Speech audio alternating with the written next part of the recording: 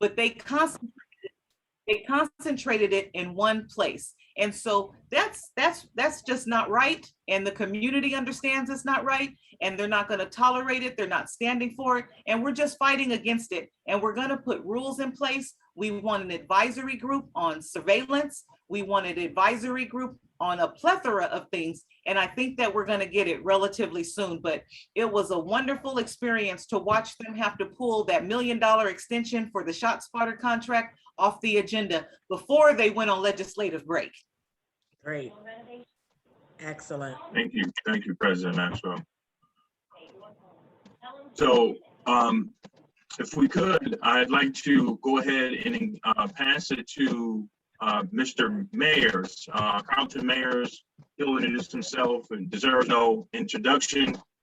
Police reform expert across the nation, and has been doing some great work in communities across the country as it relates to police reform. Carlton, if we could, I'll go ahead, and what we want to do is allow Carlton to do a short presentation that will kind of break down a little bit more in detail what our amendments to the policy are. If we could, President Maxwell, we'd like to jump back to you at some point. If you could just hang on for a bit, we would greatly appreciate it. But with that said, I'll go ahead and pass it on to Mr. Mayers and take it from here. All right, thank you. I need to provide my slides. I don't know if I can share my screen. I cannot. You can give me the permissions.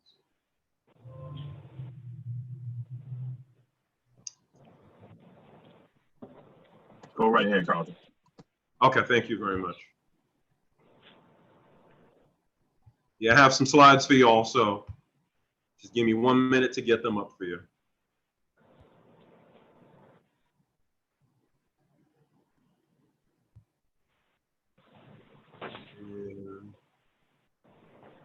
Okay, can everybody see the slides? Yes. Yep. Can you see the transition? Mm-hmm. Yes, sir. Okay. The thing, Carlton, before you go, I'd like to make this as interactive as possible, right? The goal of this is not only for you all to hear from us, but really the real goal of this is for us to hear from you. So if at any point you have a question or comment, please feel free to either use the raise hand feature within Zoom. You can put your comment in the chat box as well, and we will address that as we go through the presentation. Carlton, go right ahead, sir.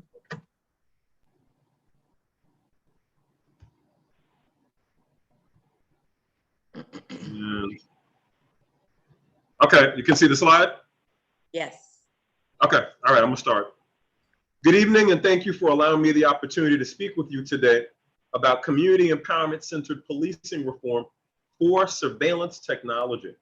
Through my consulting company, Mayor Strategic Solutions, LLC, we work with communities across the country on reimagining public safety by establishing their own policing reforms centered on community empowerment through an approach that I developed and informed by my years of experience as a community lawyer called the CAP method, which stands for C for community empowerment, A for accountability, and T for transparency. In the aftermath of the tragic police killings of Breonna Taylor, George Floyd, and Daniel Prude, and the unjustified shooting of Jacob Blake, there is once again increased public awareness and attention to police violence against people, especially persons of color, which has caused a decline in the public's confidence in law enforcement and galvanized a call for police accountability. However, there will not be true police accountability until the underlying issue of policing is addressed. What is this issue? Well, this issue is the power disparity that exists between law enforcement, who are tasked to protect and serve their communities, and community members whose taxpayer dollars pay for law enforcement salaries and pensions. In this relational dynamic, law enforcement can use lethal force without accountability on a community member who simply makes quote unquote furtive movements. But due to qualified immunity, community members are not even able to sue individual officers for alleged misconduct. To this end, this power disparity must be balanced, and communities must be empowered to change law enforcement policies, practices, and culture in order to eradicate police misconduct and establish sustainable and long-standing policing reform. This is important because ultimately, community members and law enforcement need to work together as one community to Right. support public safety and ensure police accountability through more so proactive rather than reactive strategies. So this brings us to what's happening now in America when it comes to policing. And what we know, according to a sociological study that was published in 2016, immediately following and for more than a year after the highly publicized assault or death of a Black person at the hands of law enforcement, Black Americans are less likely to dial 911. This demonstrates that not ensuring police accountability does not support public safety. So, how does this apply to what Kareem just laid out for you in regards to the city of Grand Rapids and the Grand Rapids Police Department? So, as Kareem said, there is in existence an administrative policy on the acquisition and use of surveillance equipment and surveillance services in the city of Grand Rapids. And this policy provides protocols for the purchase and use of surveillance technologies and services by the city government agencies like the Grand Rapids Police Department. However, it provides very little involvement and engagement with the public. And one of the most problematic provisions in this administrative policy allows city government agencies like Grand Rapids Police Department to not have to adhere to the policy's protocols and get approval from the city commission to purchase and use surveillance technologies and services in quote unquote exigent circumstances, as you could see here on the slide in the highlighted language, which this is the language that is actually in the current policy. And so the highlighted language shows you what I'm talking about. So in fact, exigent circumstances is not even clearly defined in the policy, and legally only applies to use and not purchasing anything. So specifically, exigent circumstances only applies to when a government entity can legally infringe upon someone's Fourth Amendment rights. For instance, search and seizure, right? We talk about when law enforcement stops somebody, they pull you over, they're like, step out of the vehicle, they pat you down, then they want to search your vehicle. That has to do with your Fourth Amendment rights under the Constitution. Has nothing to do with buying, purchasing, acquiring, anything. So additionally, the Biden administration recently gave state and local police departments the approval to use the America Rescue Plan funds, which originally were meant to provide $350 billion in state and local funding nationwide for the purchase and use of technology and equipment and to hire more officers to address gun violence and violent crime. So initially it was purposed to address COVID-19. And now because of the uptick in gun violence, the Biden administration has now repurposed the America Rescue Plan funds to address the uptick in gun violence and violent crimes.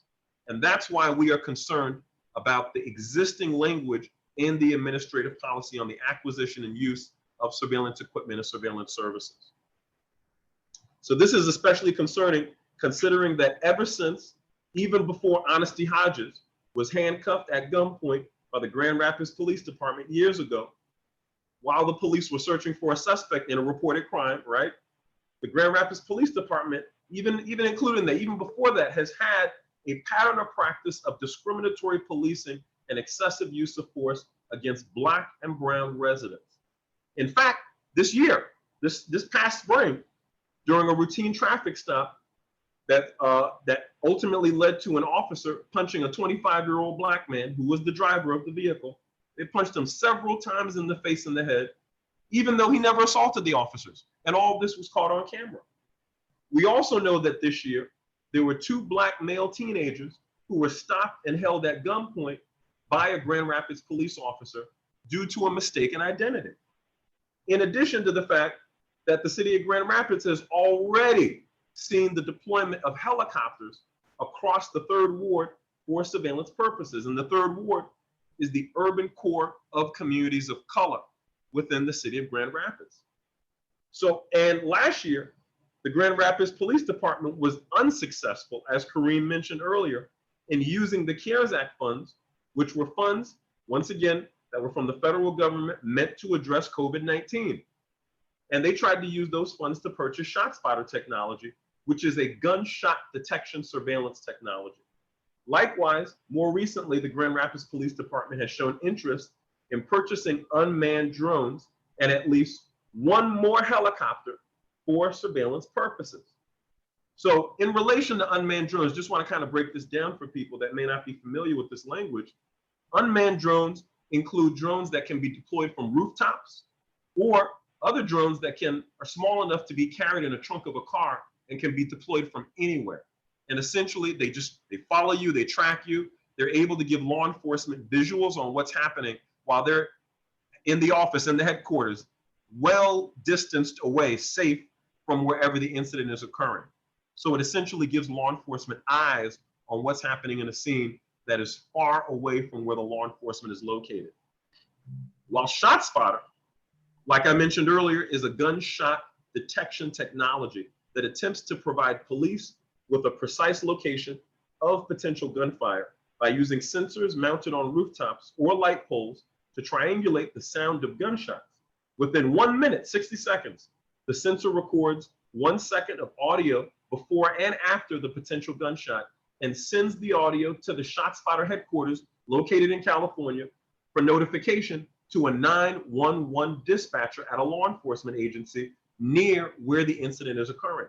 The dispatcher deploys police officers with a priority level similar to shots fired 911 call. In other words, when Shotspotter sensors, when they pick up that gunshot and within 60 seconds send it over to the analysts over in California that look it over, review it, make sure that the gunshot is a gunshot, then they send that over to law enforcement. All of this happens in 60 seconds. By the time law enforcement gets it and they show up on that scene, their state of mind is that all they know, shots were fired in this area. We don't have any context. We don't know, are there teenagers who are playing with a gun? Or are these gang members who are trying to kill each other? They don't know that. It's not the same as if a civilian were to call law enforcement and say, hey, I think there's some teenagers out here playing with a gun. I think, y'all should come out here and just check on it.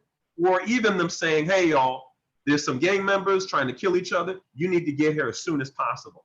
You see how there's a difference? There's context. You don't get that with technology. You don't get that with Shotspotter.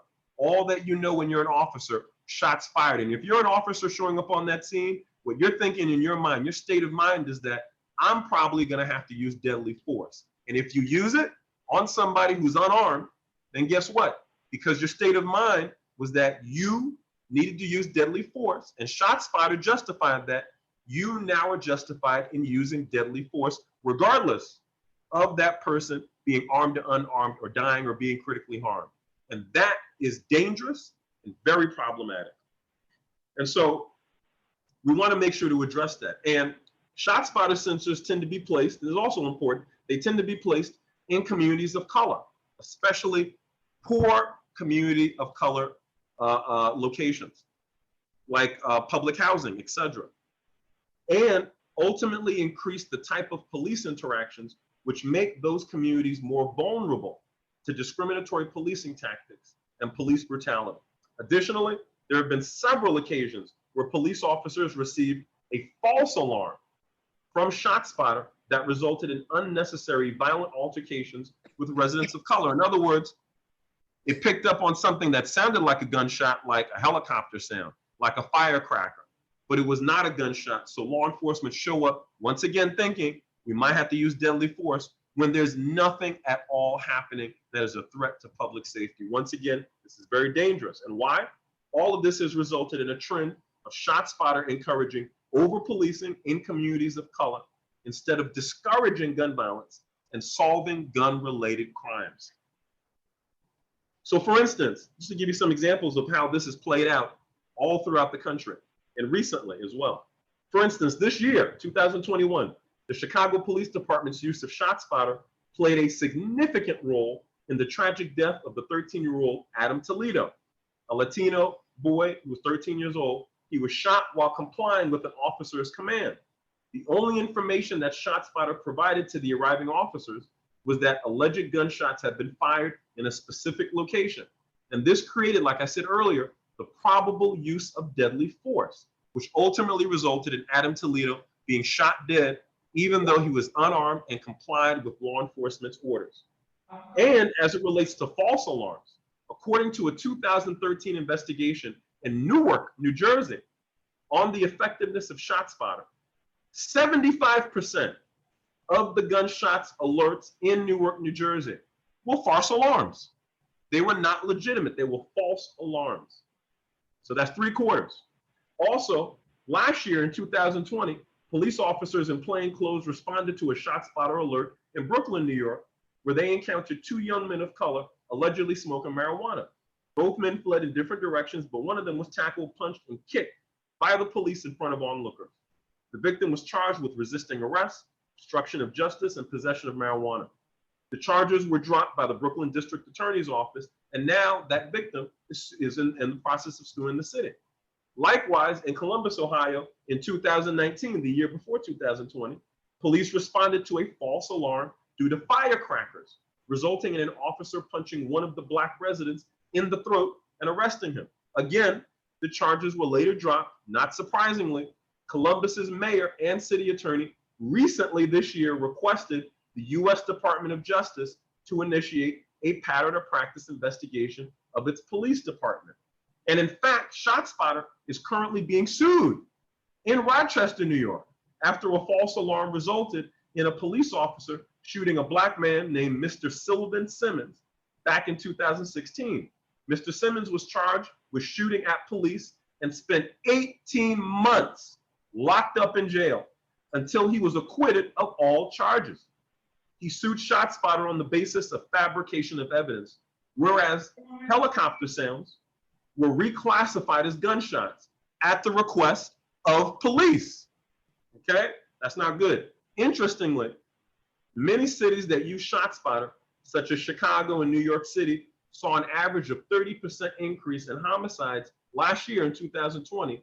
And all big cities, and to be honest, even medium-sized and small, have ShotSpotter, the ones that have it this year, have seen an uptick in gun violence this year, which further calls into question the effectiveness of ShotSpotter to reduce gun violence. Yet, New York City has an ongoing $28 million 5-year contract with ShotSpotter through 2021, and Chicago recently renewed its contract last year in December without any public notice. They did it completely under the radar, okay?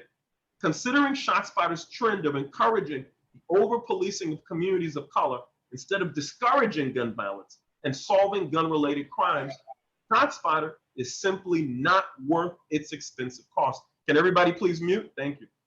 In relation to the city of Grand Rapids budget, the Grand Rapids Police Department accounts for more than 35% of general fund expenditures in the 2022 proposed budget of $63 million.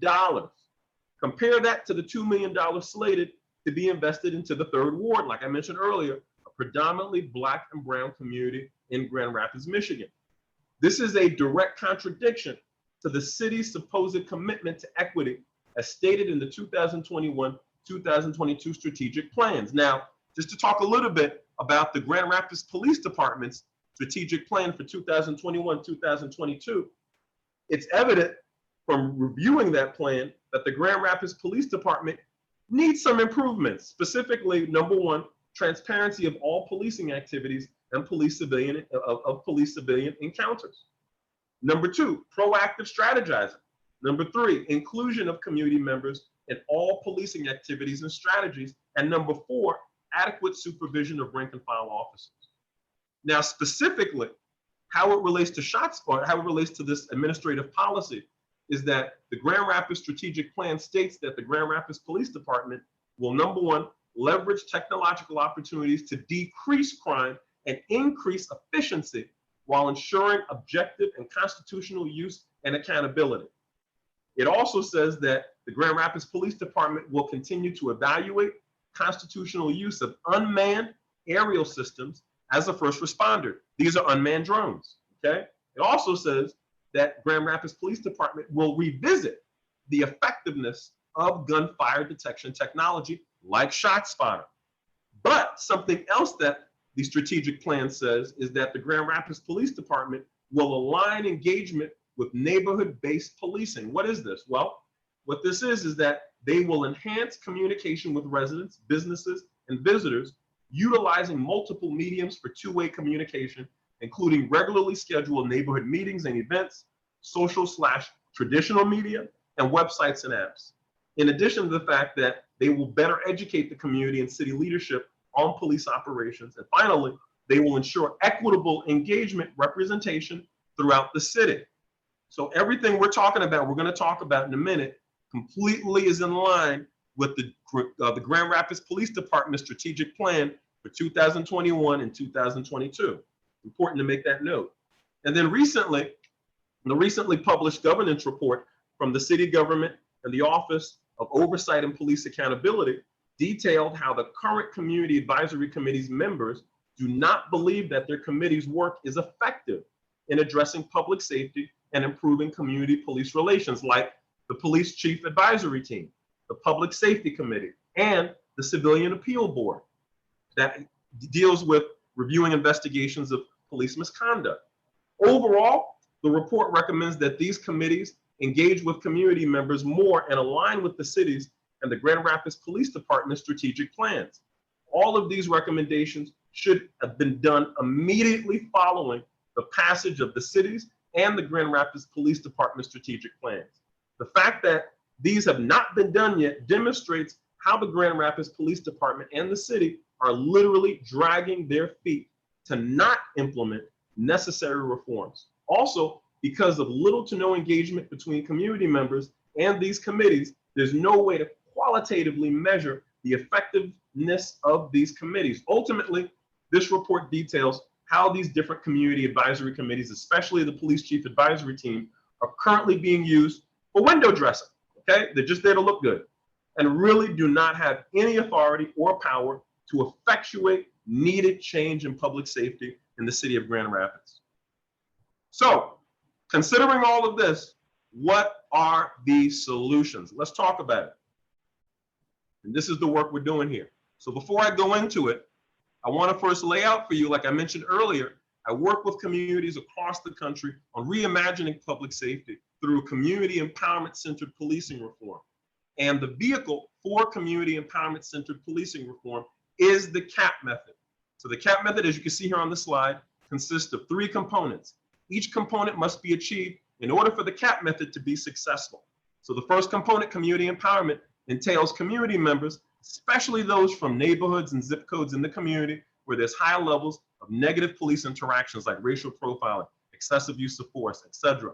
Those community members especially need to be involved in, need to have knowledge of, and need to have at least 50% voting power. I'm gonna repeat that, at least 50% voting power over all police activities that are directly related to police-civilian interactions, like uses of force, stops, searches, surveillance technology, etc.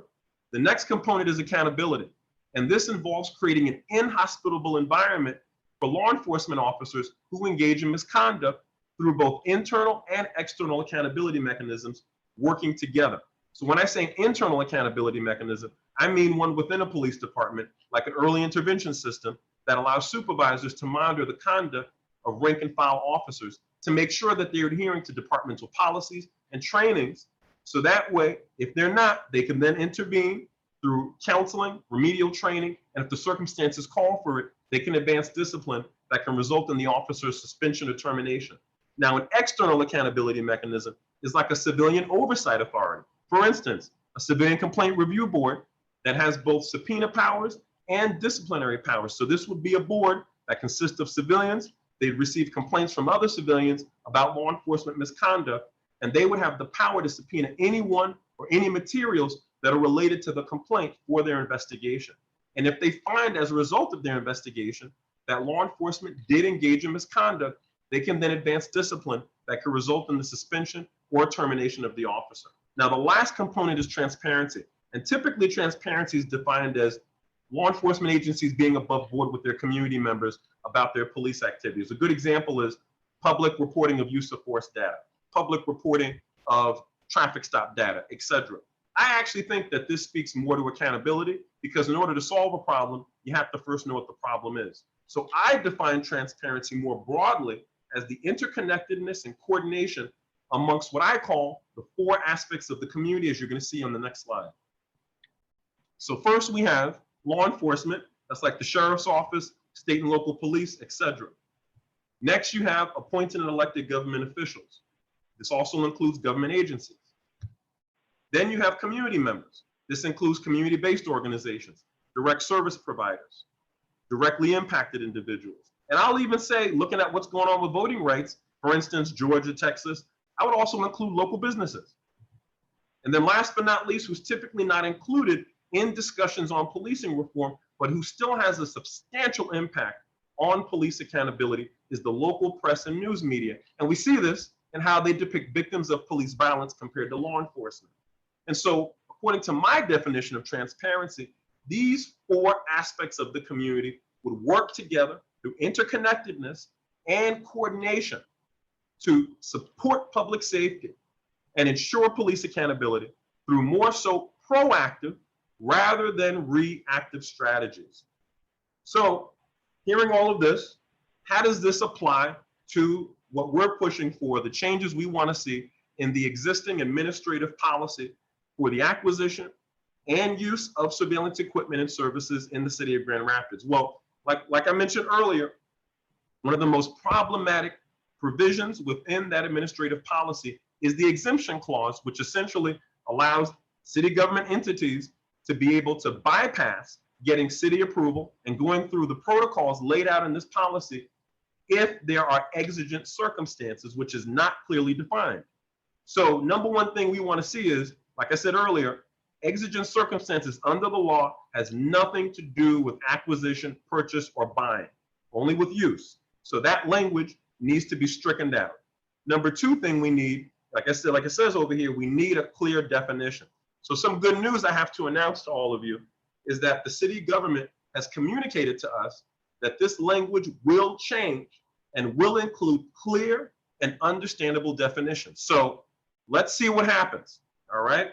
Next, what we're pushing for, and this is similar to what President Maxwell from the San Diego branch of NAACP had talked about in the work that her branch, the great work they've been doing there. This is something that we would like to model here in Grand Rapids. And also, before I go further with this, I also want to give a big up to our coalition partners in the city of Grand Rapids, specifically right now, ACLU of Michigan. They also worked with us on this because the ACLU National Office actually provided a template that provides really good language on what these kind of policies should have in them to make sure that individual civil liberties and constitutional rights are being adhered to. So I want to give a big up because they provided a lot of assistance on making sure that we have the right language to advocate for these changes. And I also want to give a big up to some other groups like UCC, who also brought up the administrative policy with us so that we were able to analyze it and see what changes needed to be made. So I just wanted to put that out there before I go in any further. Now, getting back on track with what you see here on the slide, next thing we want to see is the creation of a community advisory committee on surveillance, or one of those other committees I mentioned that would take on the task of this committee. So essentially what this committee would do is that it would consist of community members, especially those who are from neighborhoods in Grand Rapids where there's high levels of negative police encounters. In this case, we're talking about community members from the 3rd Ward. They would be on this committee with other community members, and they'd be tasked with working with the City Commission and the Grand Rapids Police Department on deciding if such technology should be purchased and when and how it would be used. They would also be tasked with being the liaison between community members and the City Commission and the Grand Rapids Police Department on making these kind of decisions and getting feedback from the community and relaying information to the community about what's happening with the City Commission and the Grand Rapids Police Department related to surveillance equipment and technology. Then lastly, this committee would be tasked with contributing to the oversight and audit of the amended administrative policy on the acquisition and use of surveillance equipment and services. So that's a big deal to have a separate body consisting of community members to do oversight and make sure that the government, elected officials, and the government entities are adhering to the policy as written. This is after the amendments are put in place. Next, we also want to see that when it comes to requests for acquisition and use of surveillance equipment and services, we want to see 2 things. Number 1, we want to see an adequate standard of approval. In other words, as it says here on the slide, the City Commission shall only approve a request to fund, acquire, or use the surveillance technology if it determines the benefits of the surveillance technology outweigh its costs, that the proposal will safeguard civil liberties and civil rights, and that the uses and deployments of the surveillance technology will not be based upon discriminatory or viewpoint-based factors or have a disparate impact on any community or group. That is important to prevent discrimination. Need to have a proper standard of approval. The other thing we want to see is that there is a mandatory public comment period that allows community members to show up and speak in person during a public hearing directly to the city commission and let them know what they think about purchasing or acquiring the technology before it's acquired, and also what they think about using this technology before it's used. And to be honest, we all know not everybody can show up to a public hearing in person for various reasons. A lot of times people have jobs, they have other responsibilities, they have kids. And so we want to make sure that everybody has an opportunity to have their voice heard. And that's why we're calling on at 1 month, at least 1 month public comment period, to allow community members who can't show up in person to be able to provide written testimony that would be submitted to the website of the City of Grand Rapids website or to the Grand Rapids Police Department website, and that the written testimony will be accessible for all members of the public to see what community members are saying about the acquisition and use of such technologies. And we want that to be mandatory. Something else we want to see is a surveillance impact report that would be published in advance of the use of such technologies.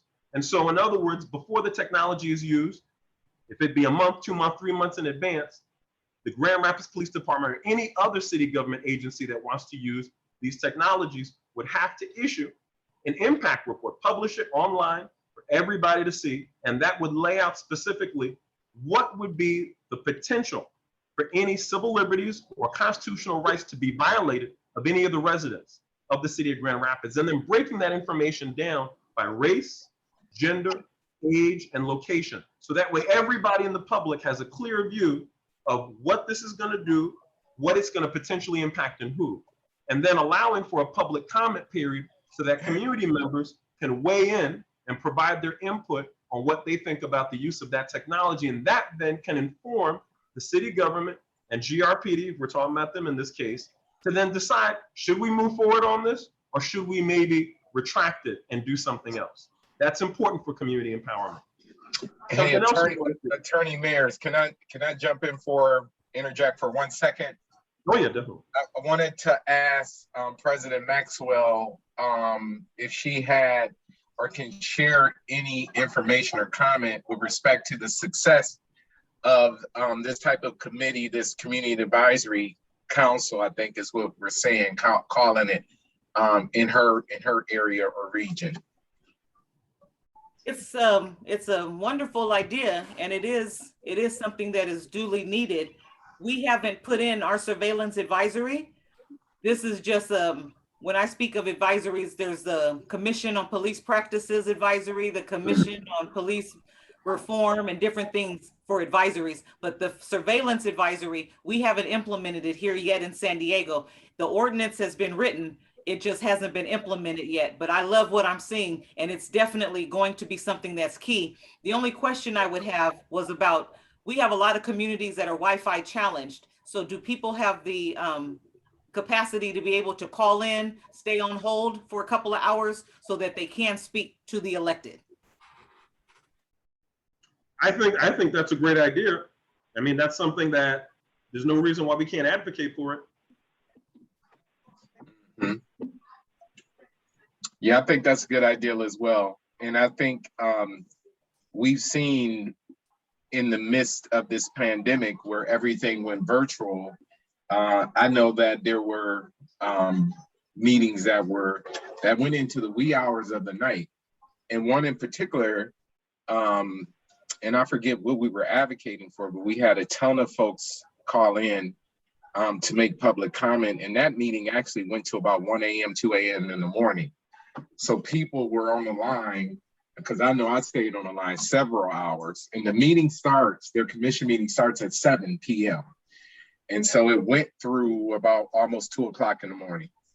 And so I think that's one thing. That's a good catch. I think one of the things that we should be advocating for, especially since we're still in this pandemic, that still the virtual piece still be an option. And also not only while we're in the pandemic, but I think it should be an option going forward, period. So we'll have that discussion, and thank you for that point, President Maxwell, as well. I'm sorry. Thank you. No, thank you very much. And that was an excellent point, which I think can apply to a lot of different things when it comes to community engagement, especially during the pandemic. And so moving on to the annual surveillance report, this would then be a report that we would like to see the city government publish on an annual basis. That would essentially be an after action report. So it's like, so at this point, the technology's already been used. So we're not looking at a forecast or a projection of what the impact would look like. It's already been used, so we know what the impact is. And there needs to be a report that's published annually on the city's website or the Grand Rapids Police Department's websites, or both, that would lay out in detail what technology was used when, and then if there were any civil liberties that were violated, if there were any constitutional rights violated, and then breaking that information down by race, gender, age, and location. And we also want to make sure, speaking about a public comment period, that there's a public comment period on this report after it's published, and allowing the public to be able to show up in person, provide their input, be able to provide written testimony that would go to the website of the city government or the police department. And now also bringing up this new point, allowing for any kind of virtual engagement or engagement via phone. And so doing that, that would inform the city commission going forward. Now that we've seen the impact, we've used the technology, is it best for us to continue to use this technology, or should we just not use it again in the future and look to doing things differently, right? Like investing more in community resources that we know will prevent criminality. So this is very important to have this level of transparency. Now, there are some other additional reforms that we're pushing for that I'm just going to briefly breeze through. One of them has to do with establishing a complaint process. Right now, before I even go through this, I want to say that all of these bullets you see here, all of these issues should be addressed through a series of town hall meetings that the government and law enforcement would have with community members, especially with those coming out of the third ward, to help them figure out what is the best way for us to do this that works well for you, instead of us doing what we want to do and not including you in the conversation, right? So we want to make sure that that level of engagement is also happening. So number one, complaints. Currently, there is no complaint process that is laid out in the existing administrative policy. And so what we're saying is that there needs to be a complaint process. And a good example, actually, is what they've been doing in Chula Vista, what they have in place in Chula Vista, California. You go to their website, we're focused on their drone first responder program. You'll see that they have 3 different modes that they lay out. It's very explicit on how community members can submit a complaint related to their drone first responder program. One way is via email. They give you the email address. Another way is a phone number. They give you the phone number. And another way is a complaint form that you can fill out online and submit. This is very accessible for people, and that needs to be in the current administrative policy. It's not. That's problematic, especially when we're talking about accountability. There is no accountability right now. And then in regards to prohibition on uses of surveillance equipment, all this has to do with is that community members should be able to weigh in to determine what should this equipment not be used for. And that is very important, because right now they'll talk about what it should be used for, but what should it not be used for? Another issue are demands for access to surveillance data. So this is if a government agency, like let's say Michigan State Police, they're like, oh, we want access to that data. What exactly is the legal standard to allow them to have access? Is it a narrow legal standard, which means that it's going to take a whole lot for them to prove that they should have access to it? Or is it a broader standard, meaning that they don't have to prove a whole lot to get access to the data? All right, that's important. Another thing is data collection, analysis, and review of intercepted surveillance data. So this has to do with, when, remember I mentioned earlier with Shotspotter about how they have that 60 seconds that they get that audio clip of the gunshot. Well, let's say that when that gunshot or that sound went off, there were people in the vicinity having a conversation. That conversation is also going to be captured in that audio clip. And what we want to know is, how is that being handled? Because they did not, the purpose was not to catch the conversation. It was to catch the gunshot sound. So what exactly is happening with that intercepted data? And how is, like, what's going on with the data collection, analysis, and review of it?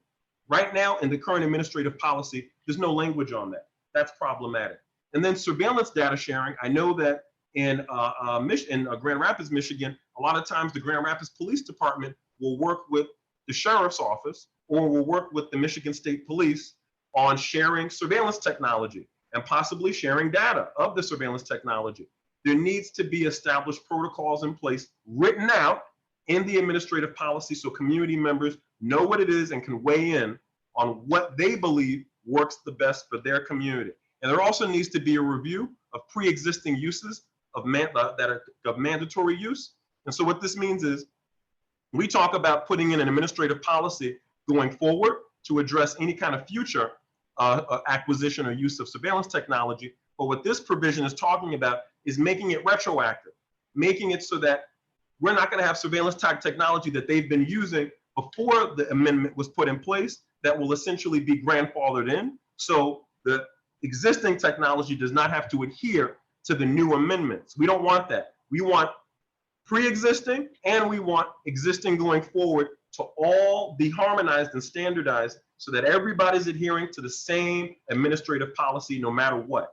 So that's what that provision is about, and the community should weigh in on that. And then the last two here have to do with contracts. One of them has to do with conflicting contractual agreements prohibited. So if there's any existing contracts or any future contracts where the provisions within that contract conflict with the amendments in the administrative policy, then those contracts should be canceled, okay? And then when it comes to certain public-private contracts in particular, we want to make sure that those kind of contracts as well are also adhering to the amendments in the administrative policy. Now that last one, certain public-private contracts prohibited, that one I want you to focus on just for 1 minute. Why? Because this is especially relevant to Shotspotter, since the Shotspotter company retains the ownership rights over all of the surveillance data that's captured by its technology. The municipalities, the cities, never own it, which is a major problem. Remember I talked about earlier when they get those audio clips where they get a conversation and all of that, right? Who owns that? The company does, based out of California, not the city. That is problematic, and we need to have language that's going to prohibit that, and that's what that would do. So to wrap it all up now, why is policing reform important? This brings us to this question. And then this picture, which was taken during the Minneapolis uprising last year after George Floyd's death. If we were to apply the 4 aspects of the community, law enforcement, community members, elected and appointed government officials, and the news media, we apply that to this picture, what do you see? You see law enforcement, one side of the street, military style equipment and gear ready to go. Other side of the street, community members, all various backgrounds, locked arm in arm and camaraderie. Who's in the mix recording it but not in the mix? The news media, the press, and then who's not present?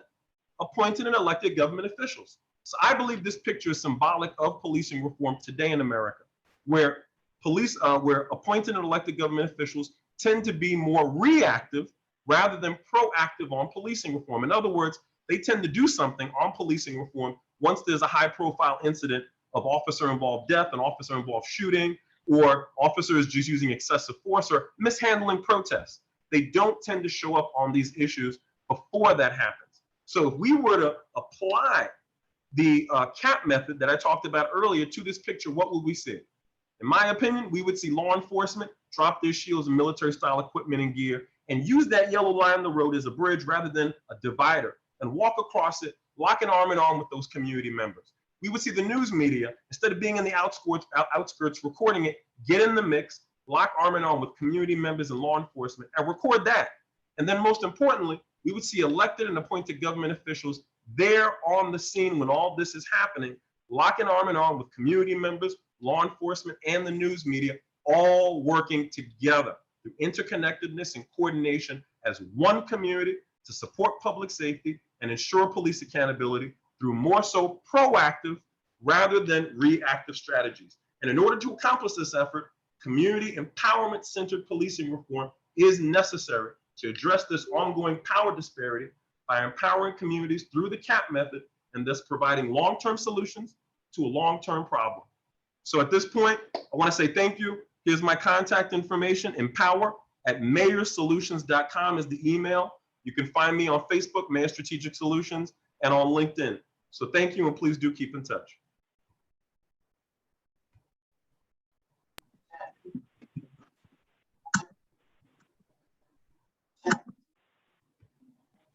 Thank you, Carlton. A lot of information. I'm gonna ask Kareem to come back in and facilitate at this point, if you will. But we want to really thank you for that. We know you put a lot into it, and there's a lot of work to be done. So as you can tell, this is, we've been at this for years. So this isn't something that is, we just pulled out of the sky. We've been really trying to be intentional in terms of how we improve or be a catalyst to help improve the relationship between community and local law enforcement for the protection of both sides, quite honestly, not only civilians, but our local law enforcement agency. And so at this point, Kareem, I don't know if you want to open up or make some additional comments for Q&A or what have you. Thank you. Thanks, President Jackson, and thank you, Carlton, for the presentation and all of your work in this space. What I'd like to do now, if we could, with respect to everyone's time, but specifically our guest, President Maxwell, I'd like to open it up for any questions from the group before we allow President Maxwell to give her closing comments, so we can give her the rest of her evening bag today. So if you have a question, please either, why don't we just make it simple? And if you have a question now, just either put it in the chat section, or if you are unable to do so, just go ahead and jump in, and we'll facilitate the questions from there. So please, anyone, comments, questions, concerns, now is the time to share.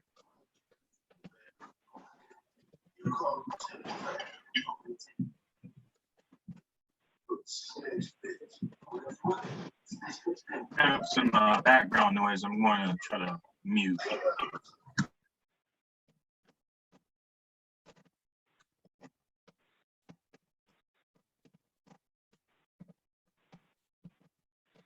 All right, so with that said, maybe I'd like to ask a question. Go ahead. Do you guys already have with your different municipalities within law enforcement? Do they each have their own advisory? Is there a chief's advisory, a captain's advisory, things like that? Yeah, so Carlton, you can chime in if you like, but there is, I don't know if there's a captain advisory, but there's a police chief advisory team. There is not. So there is not. That doesn't exist currently. Only the chief of police has his what's called PCAT, and it's the police chief advisory team. But as Carlton indicated earlier, it's very weak. There's no power. They have no power or influence. And so, but that is a good point, because I think it's actually a really, really, really good point, because there's been so much friction, especially when it comes to the union presidents. And so you got the union, and then they're internally fighting with the chief and other command staff. And then they're also externally fighting with community. And so that is an excellent point, because in oftentimes when it comes down to the unions, there is really no relationship at all with community. At all, zero is non-existent. So that's something that I think, even going through these negotiations, I know the Grand Rapids Police Department, their contract is up, and they're entering these negotiations. That's something that we should bring to the forefront. So thank you for that. And so the reason why I use the captain is because that's the first line of defense for people that are newly civically engaged. I don't know who the police chief is. And so I know that I may never be invited, but I can walk in and get a meeting with my captain, and we can talk about in real time what's happening with my patrol officers, who disrespected me at the gas station last night, and we can begin to see change. I like to build bridges of communication, build bridges of relationships, but I also hold people accountable. And so that's one thing that if I don't know you, then I can't hold you accountable. I'm from the old school. I like to know my officer and wave when they're driving by so that they can say, hey, there's Miss Maxwell. She lives on so-and-so, because that's their beat. I want us to get back to the time where people can walk and know the businessmen and women, everybody that lives on floor 28. But we can't do that until we get into our small spaces and have real uncomfortable conversations so that we can change. So I'll just use the closest one station to me, which is Southeastern Division. And our captain, Manny De La Torre, he meets with his advisory. It's made up of business people, people that were on probation, that's off probation. He wants to know how the community is being serviced by his officers that are under his direct command. And then we have the police chief, and his name is David Neslight. He has something called the Chief's Advisory, and it's made up of business people. It's made up of the elite, people that don't have boots on the ground. And those people let him believe that everything is okay. And so when the news media comes to interview him, sometimes he's shocked because people from beneath him, they have not given him the skinny. And so every chance you get, it's wonderful to have an advisory group. I like captains because they have a group of people under them, the sergeants, they have 2 lieutenants, and you can bring about change relatively quickly. And then let the captain take it up the chain to the chiefs. And I don't know if you guys have a whole bunch of chiefs on your 7th floor like we do, but we got too many chiefs. But anytime you can have conversation that directly impacts, and like I said, I'm very excited that people have gotten civically engaged, but you don't want to give them too much because they want to make sure that you keep them. And so if you help them with their neighborhood, with their community, then it goes into legislation and everything. So everybody has a part to play. And if there's somebody, like you said, that's sitting on a group and they're not being effective for the people, switch them out. You know that they have their trusted messengers. Their trusted messengers are not our trusted messengers. So you need to switch those people out. And sometimes just slowly but surely, that whole group will turn. But if you can just get 2 at a time, 3 at a time to change, that dynamic will change to whoever is giving that advice to the top cop. That's good. That's rich. Thank you for that.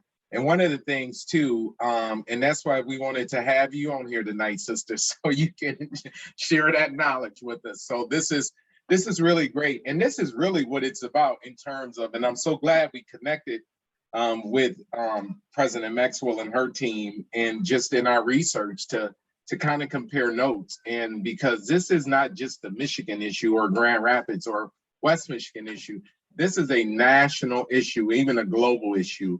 And so, and we can get it. I'm a very optimistic person, and I believe we can get it together.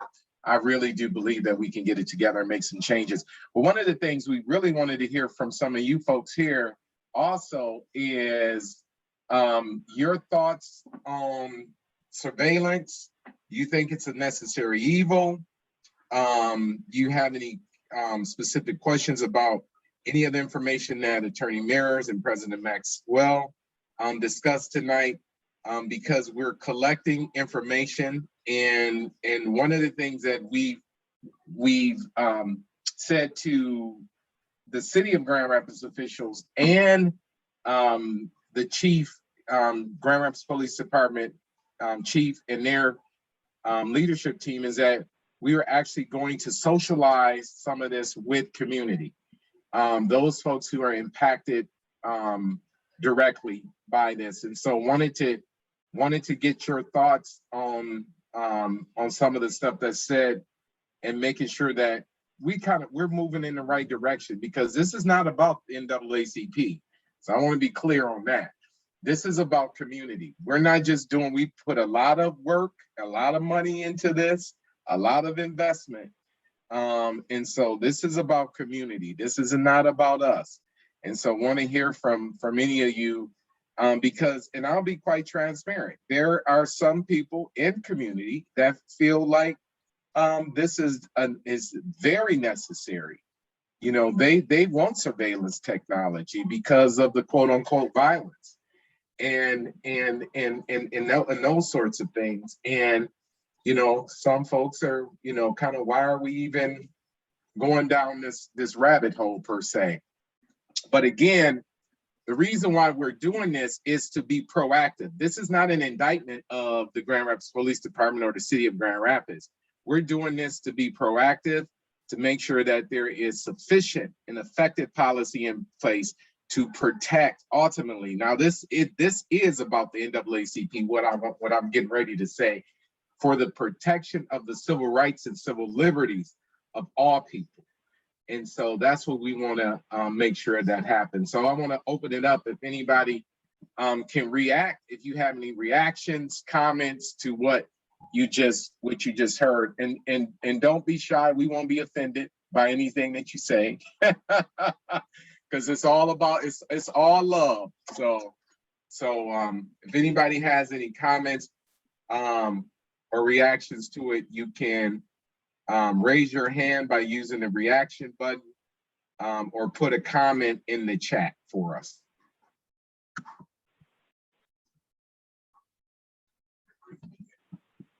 If you have anything.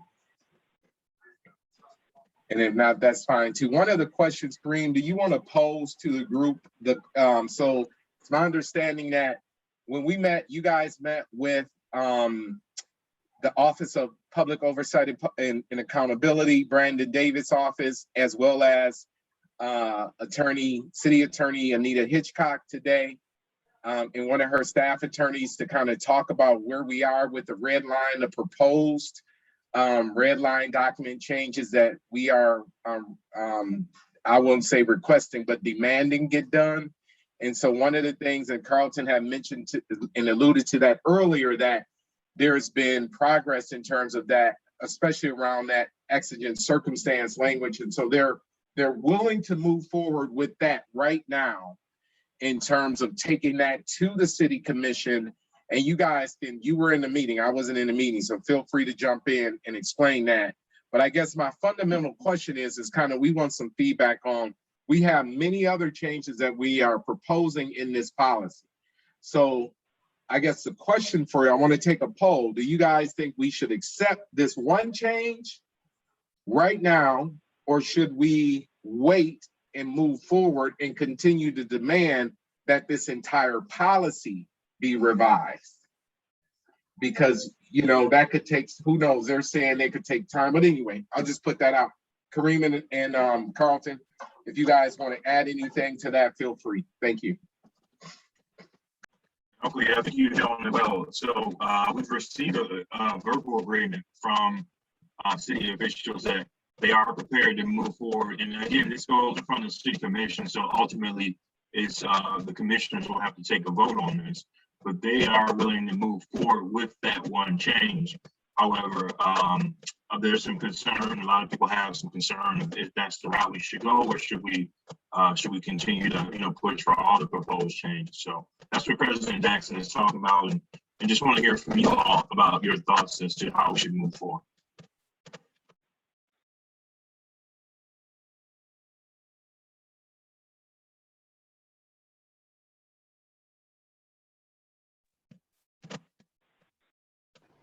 So I'll throw in that for the proposed change, it looks like they're going to get rid of the term exigent circumstances.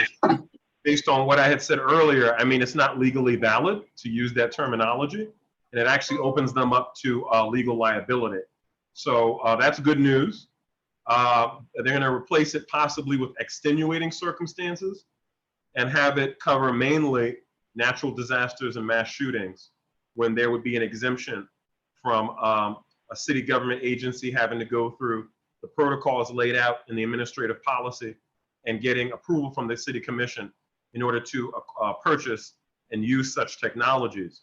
So that's the change that they're looking at making. I think it is a big win, but I also understand that, especially hearing from what President Maxwell said, I mean, there's a lot more that still needs to be done. Like, we need to have some kind of an advisory committee where we have actual directly impacted people on it, who are the liaison between the public and the city government and the law enforcement. And so, you know, that citizen advisory committee, the mandatory public hearings and public comment periods, the surveillance impact report, the annual after action annual surveillance report, those would, in my opinion, having those safeguards in place, in addition to making that change to exigent circumstance, is really what's going to shore up some strong foundational changes to the current administrative policy to prevent what we talked about earlier, over policing of Black and brown communities that will ultimately result in unnecessary harms and death of Black and brown people.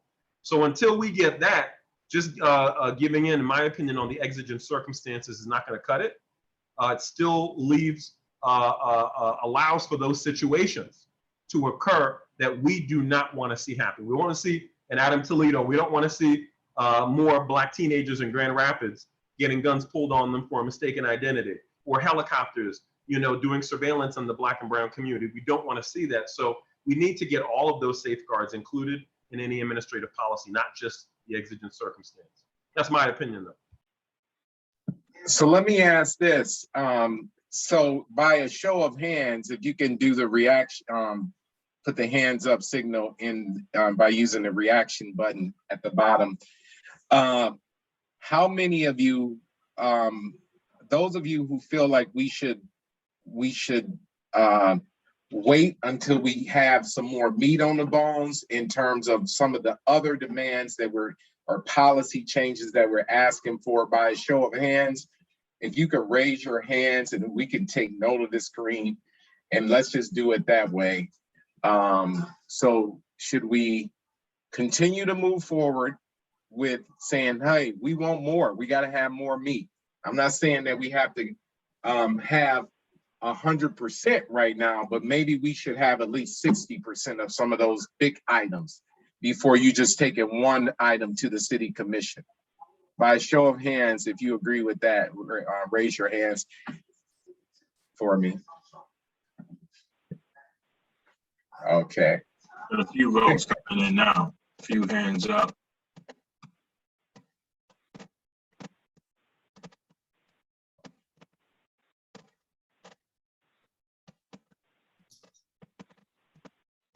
Hey, Clete, this is Clete? Sean. Could I share a thought and maybe a few thoughts and a question to you and Carlton?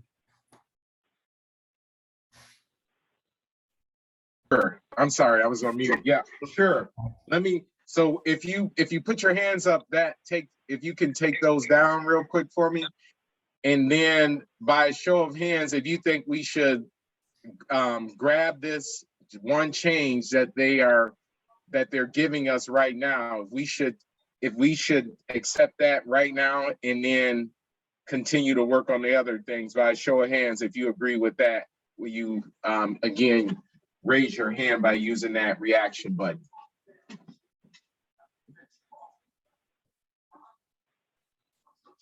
And there might be some folks who are abstaining.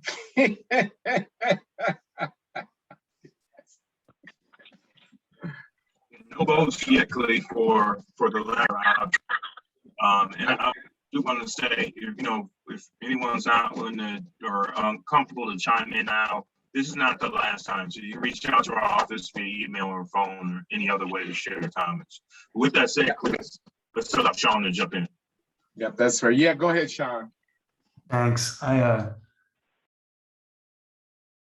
Thinking out loud a little bit, my thoughts forming around this, and with your experience working more with the city commission, we've got to understand the context of who we're getting support from, political capital that they're expending, how they're looking to sway things. So I think we have like specific circumstances to Grand Rapids to keep in mind and individuals we're working with. And I think Carlton can offer experience from working in other communities, but I've heard the term MAYA before, M-A-Y-A, and it stands for the most advanced yet acceptable. And it's like, what are we looking for when we make a deal to get the most advanced thing that we want, yet it's going to be acceptable to get done? And then what's the cost of getting something done? Like, what's the cost of updating the policy and plan? I would think it's pretty cheap. You write it up, you make an addendum, you cite it to the main document, you post it out on city infrastructure. It's a possible change that gets driven through the commission. It's not like a automotive recall across the whole US. It's pretty cheap, I would think. So it makes me wonder when I look at the reforms we looked at, and we're looking at first on this language change, and then maybe can we at least lump in and put more specifics around an advisory committee on surveillance? And then Carlton had another great slide of additional reforms we could be looking for and making.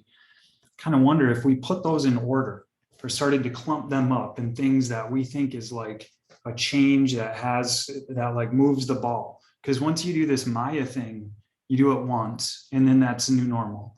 And then you do it again 3 to 6 months later, and then you do it again 3 to 6 months later. And if we could show a roadmap of change and saying, look, let's do this deal now, but it isn't do this deal and go away. We're going to be back tomorrow talking about the next deal. We're going to start working on the next deal. And I wonder if we put out a timeline like that on what we think clumps together, and then collectively work with the people we have ears with at the city and with the commissioners, we could say, do you see it similarly? Should we shape that first Maya step in the way that you think we should do it? So it's like, for your question, I'm sorry I didn't put my hand up for either, because it was almost like a third way. Like maybe we should take just the language change, but could we line this stuff up and say, we'd actually like to get a little more? Where's the line draw? Where do you think we could take it and get something through, and make that a collaborative discussion with the people that we're working with? Thanks for letting me share that thought. John, I've never heard of that Maya approach. We'll have to circle back and get some more information from you about that.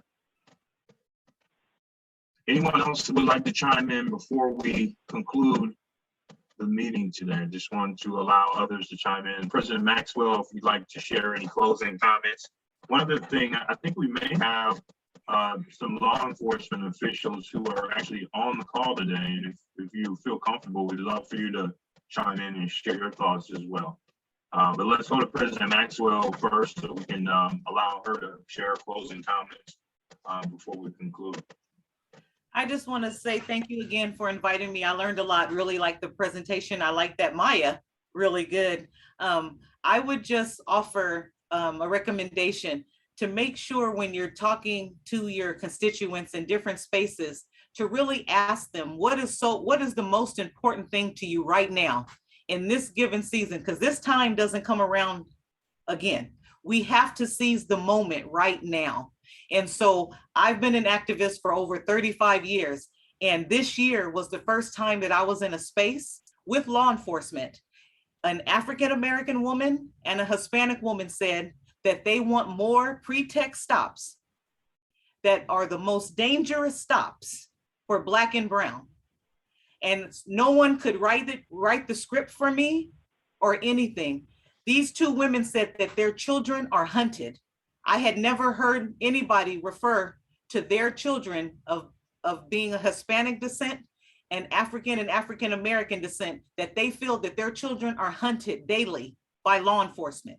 So it was just a moving moment for me, because I've never been in a space. I asked my counterparts, they've never been in a space. Law enforcement, they said that they've been in it. They've never had somebody tell them to their face that they feel their children are hunted by them. So we have to capture this right now. And what is on people's minds and their heart and their spirit, we have to give them space, and we have to agree to disagree sometimes and just put it in the parking lot and work on it.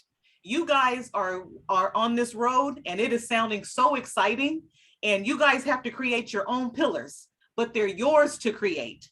And so what is most important to you and the constituents, get that, and then move to the next one. Nothing is off the table. Everything is doable. We can do this all together. We can turn this tide. It's nationwide. Everybody is going to be different, but we're all going to move together.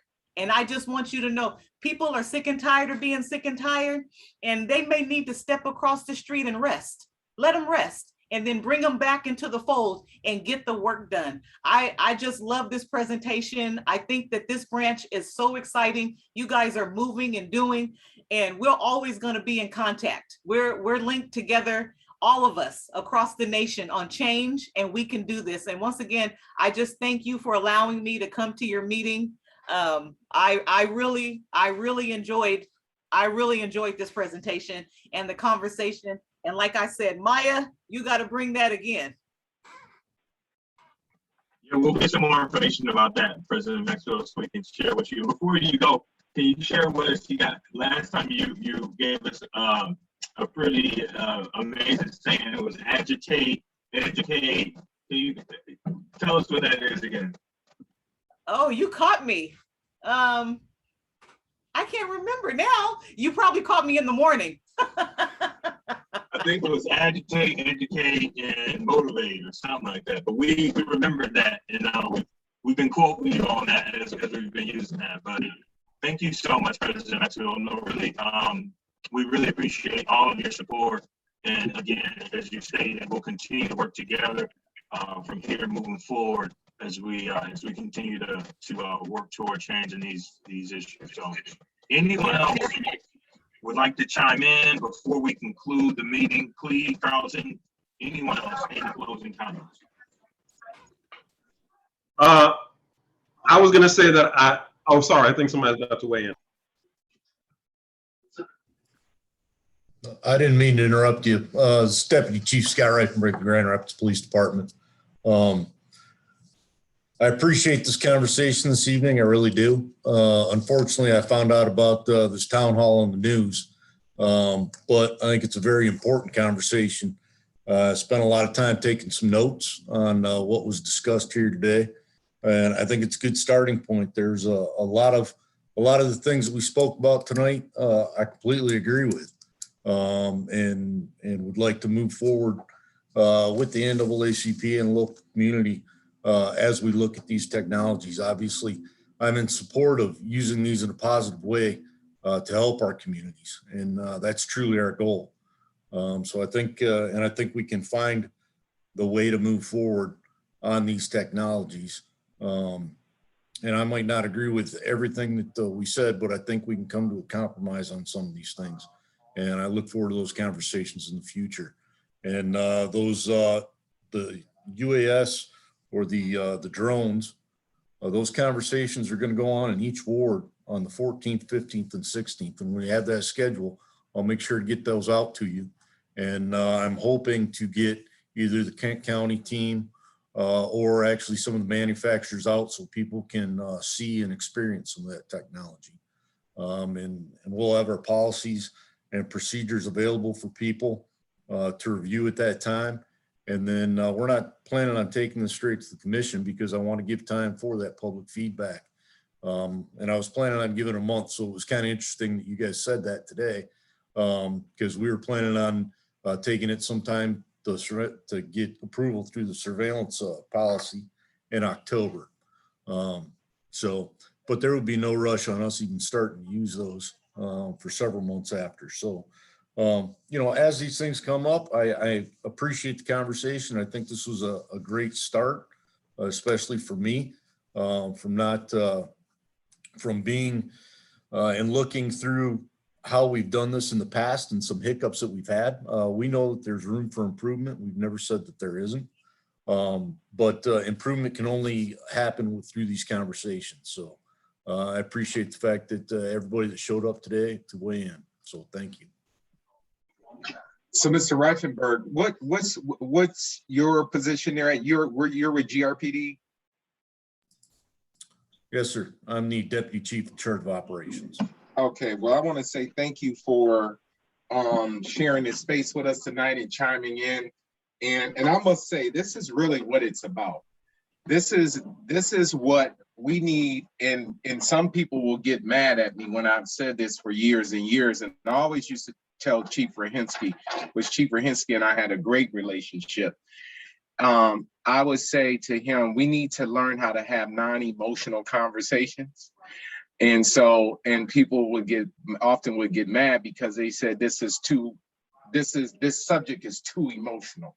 So how do you do that? And I would say, well, sometimes you just got to take a deep breath.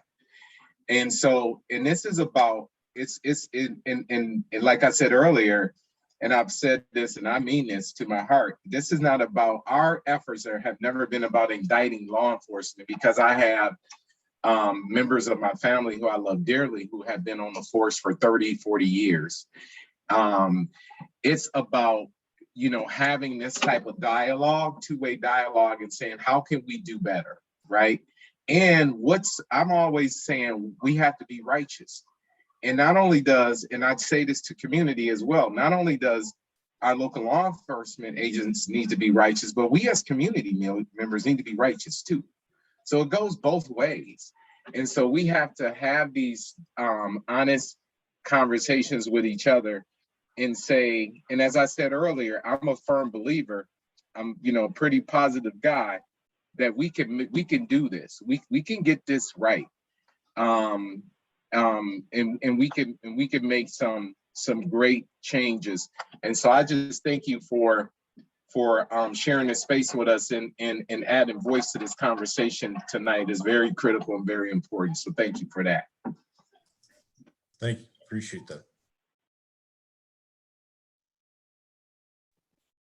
All right, thank you all. Thank you, Deputy Reifenberg, and again, President Maxwell, Mr. Mayers, and everyone, Sean, everyone who was able to be a part of this conversation. Again, this is not the end. This is just one opportunity for you to share your feedback, and you can always reach out to our office after the fact if there's something else that you'd like to share. But with that said, I want to give everyone some time back for their evening. We will conclude this meeting, and thank you all for joining the town hall this evening. Have a good night. Thank you. Thank you.